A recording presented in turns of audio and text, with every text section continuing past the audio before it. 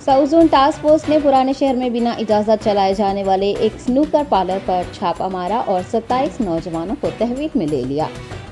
जराये ने बताया कि पुराने शहर में बिना इजाजत स्नूकर पार्लर चलाया जा रहा था। इत्तला मिलने पर south zone task force team वहां पहुंच गई और वहां मौजूद 27 नौजवानों को तहवील में लेते हुए मजीद तहकीकात के लिए उन्हें मीर चौक पुलिस के हवाले कर दिया। मीर चौक पुलिस ने नौजवानों के वालिदैन को तलब करते हुए उन नौजवानों की काउंसलिंग की है। पुलिस स्नूकर पार्लर के जिम्मेदारान की तलाश में मसरूफ हो गई है।